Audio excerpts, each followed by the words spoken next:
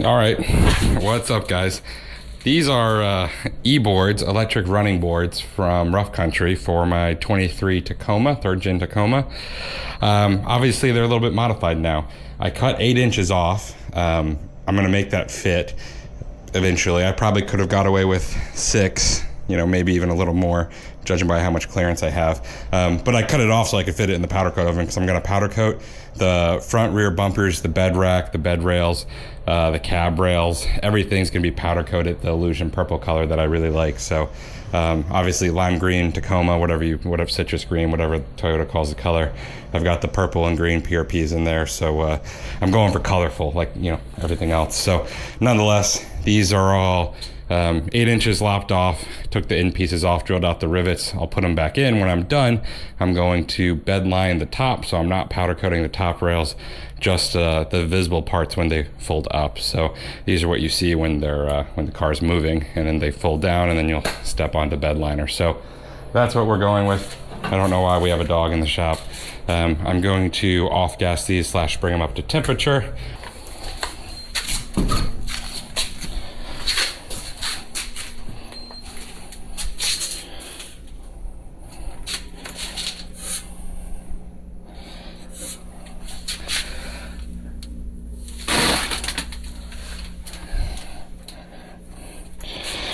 Well, the tape fell off one. We're gonna go ahead and treat that as fine. I'm kind of thinking, what if I pull the tape off this one? I just off-gassed everything, but what if I pull the tape off this one, wipe that clean with a little bit of acetone, and just see if the Rough Country powder coat, base coat, is an ample base layer. So obviously I'm doing it, but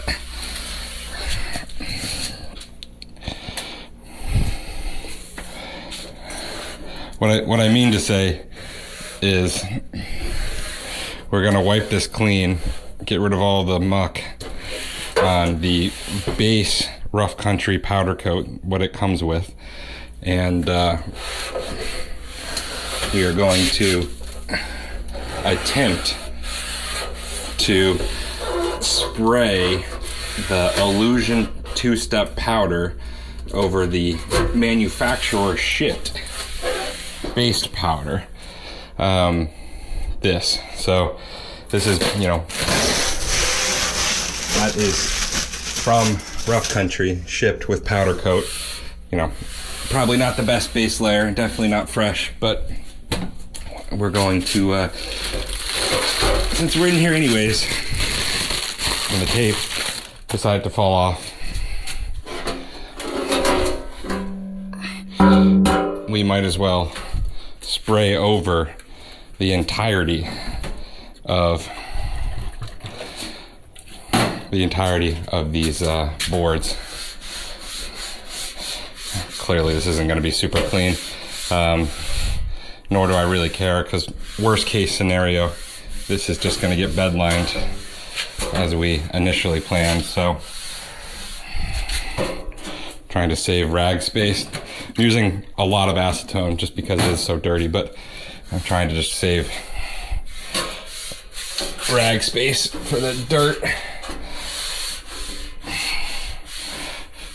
Ideally you do this right out of the box, and if this turns out well and any of you goons try to do this, I'd recommend just not even grinding anything off and treating the base powder coat as a solid and ample base for illusion powders.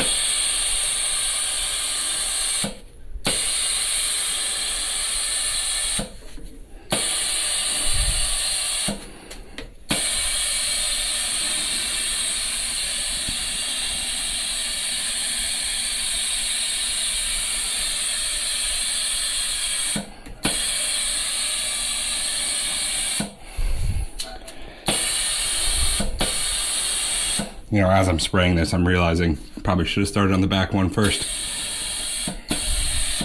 That looks to be pretty dang decent adhesion though.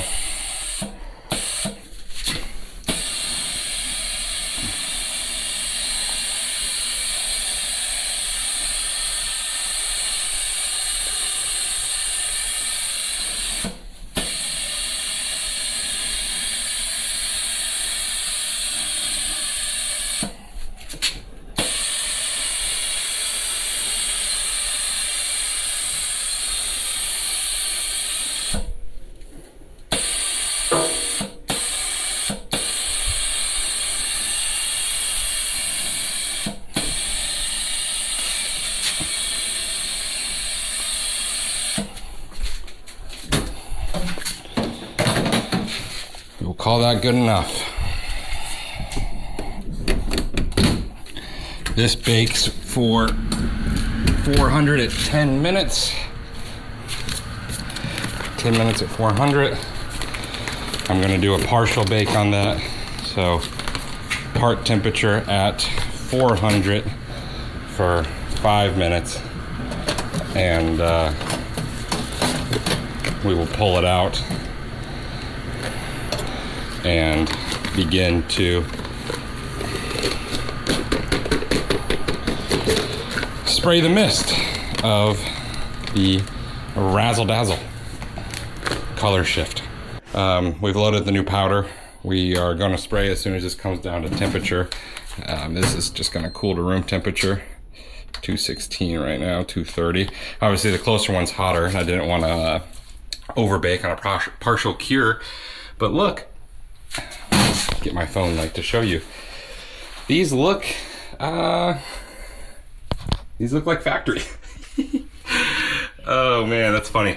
I mean, it's funny that I ground them off, spent an hour grinding them off just for it to look like factory. I think that's always comical, but yeah, we're getting dust on it. So I'm gonna shut the door, let these come down to temperature, and blow them off one more time. And then we are going to spray the Razzle Dazzle. So I think I'm gonna go eat dinner. All right, guys, so I already did one of these because I didn't want to have different bake cycles in the oven with it being close and far. So I already did one of these. I will show you it in a second, but I'm just gonna do that same thing again because I'm happy with the way it turned out on the first one. And what that is limiting. One, I probably didn't need to grind anything off. So I'll say that right now. I will be the proponent of that statement. That was probably unnecessary. I did that thinking that the OEM powder coat that Rough Country provided was going to be too thick. I know, too thick. When is that ever an issue? I did that with the thinking that OEM powder coat was going to be too thick. That was not the case. I was actually able to powder coat over the OEM powder with the same voltage settings as I did with the new powder, the new partially cured powder. So if you recall, when I sprayed this, so I had these out of the box. I ground this entire side down to bare aluminum. Then I sprayed it with flat black powder. And then I partially cured it at half the curing cycle because that's what the Colorshift from Columbia Coatings calls for. You can spray over powder. Obviously, that's how you do two-stage powder coat. That is what I did. I sprayed over the new powder as well as the old powder, or OEM powder, I should say. You can see it's a little more textured than my powder. And I was like, okay, we'll see if it sticks. I went down to 15 volts and it stuck great. I sprayed the base coat at 25 volts. So I was really happy with that. And everything worked out really flawlessly on the original powder, plus or minus my oven being too small, so there's a little bit of gaps. But I digress. Everything sprayed perfectly fine. So I'm gonna do the same thing on this one do the second coat entirely, spray the new powder as well as the old powder at the same time. So let me just show you guys how it worked out. Again, it's pretty dark out in the shop, obviously, but and I've got some fingerprints on this now, but black base coat, you can see the purple shining through, obviously. Yeah, so I'll clean it up, I'll get them installed. It is 8 inches shorter, so when we get them installed, we'll probably have some issues to work out, but yeah. And then, so this is the new powder, new base coat on this side, and then if we come upwards, that's just dirt. This is the OEM powder, textured powder, whatever you want to call it. A few scuff spots that, you know, it's fine, it's aluminum anyways, but yeah, it went on relatively easily, so I will likely be fine.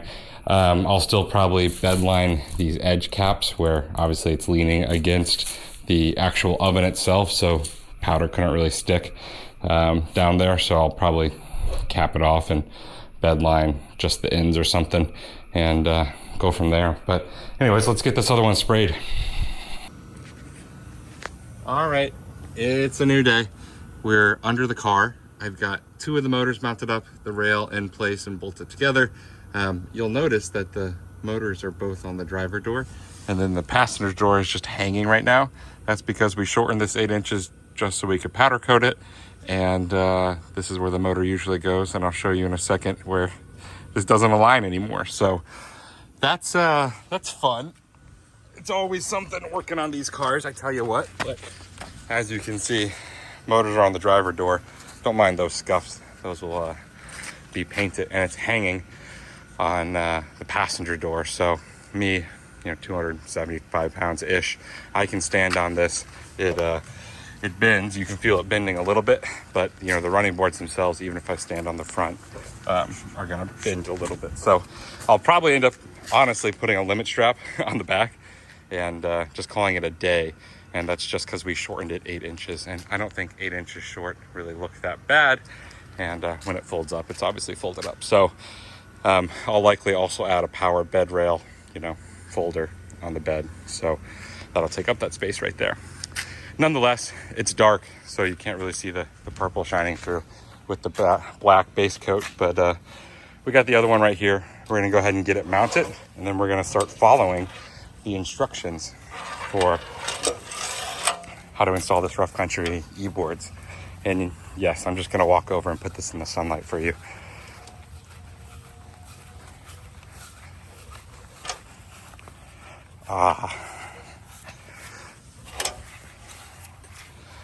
Guess you can't even see either, but if you look at it from this side, there you go. There's some good glimmers of purple. So dark, but purple enough. So that's what we're going for. It'll look good in the sun. We'll take some glamour shots. I'm confident for it. Could have probably done a white base coat, but the black base coat will actually match the rest of the truck better. So anyways, let's get these other ones installed and I'll talk through wiring. All right, so we're just cruising through the wiring. I've never done this before, but it's pretty self-explanatory. This side's already wired inside the cab. So pulled up the carpet. I wish I should have recorded this, but pulled up the carpet, took one of the rubber grommets out for waterproofing, ran the cables through there, ran the door strikers to here, and then on the inside of each door, there is a magnet. It works the same for if you open up either door, there's a better view of the magnet right there, and that's how it works. And then you take one of the cables and run it behind the firewall. Not behind the firewall, excuse me, just under the carpet. I ran it right through the center console area right there, running it to the passenger side. Once you are on the passenger side, I figured I should start recording before I button this up, but just run it up the door jambs. Same old, same old. So these are the activators. I'm gonna go ahead and finish buttoning this up and then run the lower harness. All right, so finishing up the wiring, and in lieu of just getting under here and showing you guys everything, here's the panel shut. Obviously, magnets, strikers on the door. That's how they work, all 4 corners. Basically, it's a game of hiding the wiring harness underneath your heat shield So let me go down here. No promises you'll be able to see literally anything, but you know, hiding everything beneath the heat shields, avoiding all the spinning parts, the drive shaft, etc. Running the battery harness up to the battery, and yeah, calling it a day. So I'm gonna go ahead and clean up the wiring, shut the hood, and this one should be done. I really love the subtle purple, but we'll show you guys. I'll get some glamour shots for it. I did bedline the top part, but matches. So yeah, guys, that was relatively quick, buttoning everything up. We are good to go. You can see the purple kind of shimmering a little bit, and if I show you from back here, yeah, the 8 inches kind of you know, takes a little bit off it, but I don't mind. I think it looks perfectly fine, perfectly adequate. Wow, that's really not showing the purple in the sun, but you just have to trust me. It's very subtle. It'll look good when the pre-runner front end and the rear tube bumper all have the same powder on it. So stoked with that. I'm gonna call that one complete. I do need to come back later to add some kind of limit strap to the back. All for the sake of powder, I guess, whatever. So anyways, that's done. Last thing I should probably show you is I just mounted the on and off switch right above the red arc tow controller. So all good, stoked with that. One more thing done on the Tacoma.